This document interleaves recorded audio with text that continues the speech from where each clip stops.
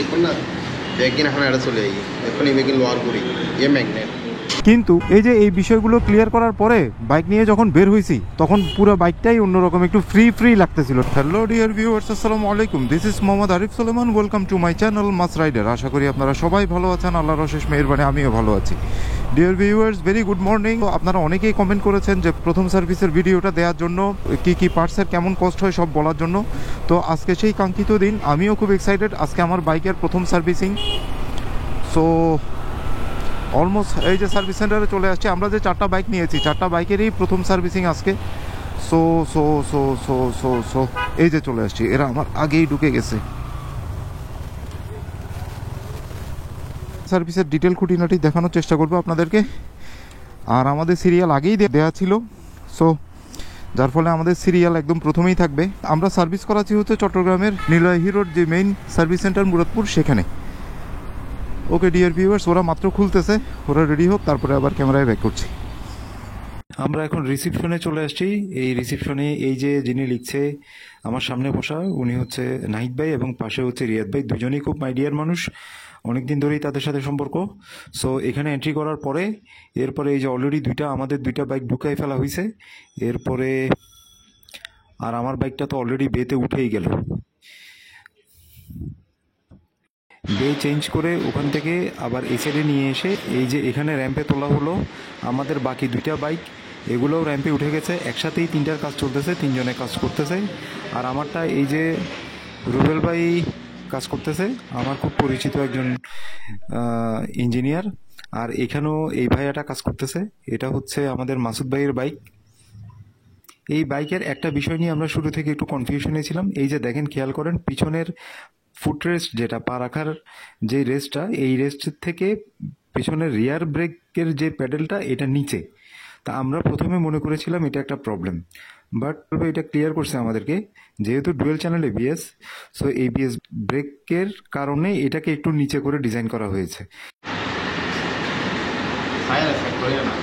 ব্রেকিংয়ের current মেরতে এখন এই দেখুন না ব্রেকিং এখন এটা চলে যাই এখন এমনি লোয়ার করি এ ম্যাগনেট দেখুন না। হ্যাঁ, যেটা এখন রুবেল ভাই দেখাইলো এটা হচ্ছে ইঞ্জিন অয়েলের ড্রেন নাট। এটা খুললে এই যে ইঞ্জিন অয়েলগুলো সব ড্রেন দিচ্ছে। সো এইটাতে মুখে যে এই ড্রেন নাটের উপরের এই যে অংশটা, অর্থাৎ একদম ভিতরের যে অংশটা, এটা এখানে একটা ম্যাগনেট টাইপের একটা বস্তু আছে, যার ফলে ইঞ্জিনের সমস্ত কোনো গার্বেজ থাকলে, কোনো ময়লা থাকলে, ধাতু জাতীয় মানে মেটাল জাতীয়, সেগুলো এইখানে এসে এটাতে আটকে যায়, যেহেতু এটা ম্যাগনেট। এটা খুব চমৎকার একটা টেকনোলজি, লেটেস্ট বাইকগুলোতে এটা দেয়া হচ্ছে। আর এই যে আমার ইঞ্জিনের কাউলটা দেখেন পার্ট বাই পার্ট। এগুলো হচ্ছে যেমন ডান পাশেরটা আলাদা, বাম পাশেরটা আলাদা। এটার একটা বড় কারণ হচ্ছে এগুলো ইজি মেনটেনেন্স করার জন্য, অর্থাৎ কোনো একটা যদি ক্ষতি হয় বা ভাঙে, তাহলে ওই পার্টটাই যাতে শুধু চেঞ্জ করা যায়, এই কারণেই এগুলোকে এভাবে আলাদা আলাদা করা হয়েছে। অলরেডি বাইকের কাজ চলতেছে, ইঞ্জিন অয়েল ড্রেন দেওয়া হয়ে গেছে। আর এই যে এখন খোলা হচ্ছে অয়েল ফিল্টার। আগের আমার ট্রেলার বাইকে অয়েল ফিল্টার ছিল না, সেটাতে ছিল স্টেইনার। তো স্টেইনার পরিষ্কার করার জন্য এই ইঞ্জিন অয়েলের পুরো চেম্বারের ইঞ্জিনের এই পার্টটা খুলতে হইতো, কিন্তু এখন এটাতে অয়েল ফিল্টার আছে। এটা হচ্ছে অয়েল ফিল্টারে মোটামুটি ময়লাই লাগতেছে, ভালো কিছু জমছে এখানে। যেহেতু প্রথমবার ইঞ্জিন অয়েল ড্রেন দেওয়া হলো, প্রথমবার 500 কিলোমিটার ইঞ্জিন অয়েল ড্রেন দেওয়ার এটা মূল কারণ হচ্ছে ইঞ্জিনের ভিতরে যদি কোনো গার্বেজ থাকে, কোনো ডাস্ট জাতীয় কোনো কিছু থাকে, এগুলো যাতে বের হয়ে যায়। তো এই অয়েল ফিল্টারে আমরা ওইগুলোই দেখলাম যে ময়লা জমছে, সেজন্য আমরা অয়েল ফিল্টারটা চেঞ্জ করে ফেলবো। আর অয়েল ফিল্টার চেঞ্জ করার আগে সবসময় এই যে এখন যে রুবেল ভাই যে কাজটা করতেছে, এই অয়েল ফিল্টারের যে চেম্বারটা, এটা একদম শুকনা কাপড় দিয়ে পরিষ্কার করে মুছে শুকিয়ে ফেলতে হবে। আর এই যে এটাই হচ্ছে নতুন অয়েল ফিল্টার, এখনও প্যাকেট থেকে তোলা হয়নি। এই যে এটা হচ্ছে অয়েল ফিল্টারের চেম্বার, এটা একদম পরিষ্কার করে পরিষ্কার কাপড় দিয়ে মুছে এটা একদম শুকাই ফেলছে। এই যে এটা হচ্ছে গিয়ার সুইচ। আমার বাইকে এই 500 কিলোমিটারের মধ্যে অন্য কোনো মেজর কোনো প্রবলেম ছিল না, এই শুধু একটাই প্রবলেম ছিল, এই গিয়ার সুইচের প্রবলেম। এটার কারণে আমার গিয়ার ইন্ডিকেটরটা প্রপারভাবে কাজ করতেছিল না, অর্থাৎ আমি গিয়ার 1-এ দিলে 2-এ দিলে এটা প্রপারলি শো করতেছিল না, এর মতোই অটো হয়ে গেছিলো। এই গিয়ার সুইচের কারণে এই প্রবলেমটা হচ্ছে, এই যেটা আমাকে চেঞ্জ করে দেওয়া হচ্ছে, এবং এটা ফুললি ওয়ারেন্টিতেই করে দেওয়া হচ্ছে। আপনারা একটা বিষয় খেয়াল রাখবেন, ইঞ্জিন অয়েল চেঞ্জ করার সময় ইঞ্জিন অয়েলের নিচে যে ড্রেন নাটটা আছে, এই ড্রেন নাটের সাথে এই একটা ওয়াশার থাকে, এই ওয়াশারটা অবশ্যই প্রত্যেকবার ইঞ্জিন অয়েল চেঞ্জ করার সময় এই ওয়াশারটা চেঞ্জ করবেন, এটা মাস্ট। কারণ এটা বেশি দিন থাকলে বা বারবার লাগালে এটা একটু চেপে যায়, তখন ইঞ্জিন অয়েল লিক করার সম্ভাবনা থাকে।